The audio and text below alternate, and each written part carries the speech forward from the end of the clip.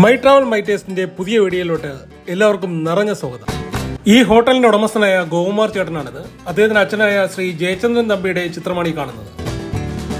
ഞാൻ കുടുംബസമേതം ഈ ഹോട്ടലിൽ ഈ വീഡിയോ എടുക്കുന്നതിന്റെ തലേദിവസം രാത്രിയാണ് ആഹാരം കഴിക്കാനായി വന്നത്. പകൽ കാഴ്ചകളിൽ ഹോട്ടലും ഹോട്ടലിരിക്കുന്ന സ്ഥലവും കുറച്ചുകൂടി വ്യക്തത കിട്ടുന്നതുകൊണ്ടുകൂടിയാണ് രാവിലെ വന്നത്. 1930 സ്ഥാപിതമാണെന്ന് ഈ ഹോട്ടലിന്റെ ബോർഡിൽ കണ്ടതുകൊണ്ടാണ് ഞാൻ ഇവിടെ കയറാൻ കാരണമായത്. നമ്മുടെ അടുത്ത് ഇത്ര കാലത്തെ പാരമ്പര്യമുള്ളൊരു രുചിയുടെ ഉണ്ടെങ്കിൽ അവിടുത്തെ സ്വാദും ഒന്ന് അറിഞ്ഞിരിക്കണമല്ലോ എന്ന് കരുതി. നമ്മൾ കഴിക്കാമെന്ന സമയം മികച്ച പെരുമാറ്റവും സംസാരവും സർവീസുമാണ് ഹോട്ടൽ സ്റ്റാഫിൽ നിന്നുണ്ടായത്.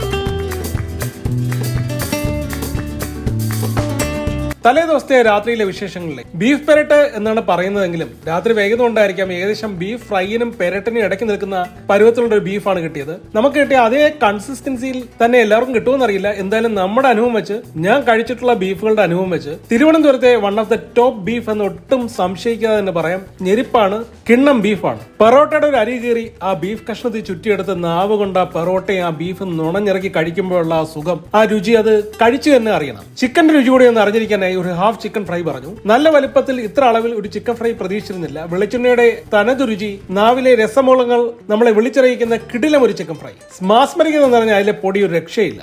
ഓരോ തരികളിലും രുചി. ചിക്കൻ ഫ്രൈയുടെ ഒരു പീസ് പൊറോട്ട ചുരുട്ടിയെടുത്ത് ആ പൊടിയിൽ ആവാഹിച്ച് ഇങ്ങനെ കഴിക്കണം. രുചിയുടെ തിരകളിൽ നമ്മളിങ്ങനെ നിറഞ്ഞു നിൽക്കും. കൂടെ കൊണ്ടുവന്ന ഉള്ളിക്കറിയുടെ ഗ്രേവിയും മികച്ചു നിന്നു. എല്ലാം കൊണ്ടും ഹൃദയം നിറഞ്ഞൊരു ഭക്ഷണമായിരുന്നു. ഈ ഭക്ഷണത്തിന്റെ തുടക്കം കരമനയിലായിരുന്നു. ഈ ഫോട്ടോയിൽ കാണുന്ന ശ്രീ ശിവശങ്കരപ്പിള്ള, അദ്ദേഹമാണ് ഇതിന് തുടക്കമിട്ടത്.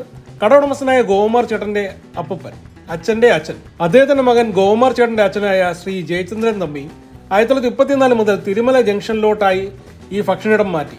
പൂജപ്പുര എന്ന് വരുമ്പോൾ തിരുമല ജംഗ്ഷൻ എത്തുന്നതിന് കുറച്ചു മുമ്പായി ഇടത് ഭാഗത്ത് ഗോകുമാർ ചേട്ടന്റെ സഹോദരങ്ങളായ കുമാരൻ നായരും സതീഷ് കുമാറും അദ്ദേഹത്തിന് ഒപ്പമുണ്ട്. 4ാം തലമുറയും തങ്ങളുടെ സാന്നിധ്യം അറിയിച്ചു കഴിഞ്ഞു. ഗോകുമാർ ചേട്ടന്റെ മകനായ ഗോകുലായിരുന്നു കാഷ്യറിൽ ഉണ്ടായിരുന്നത്.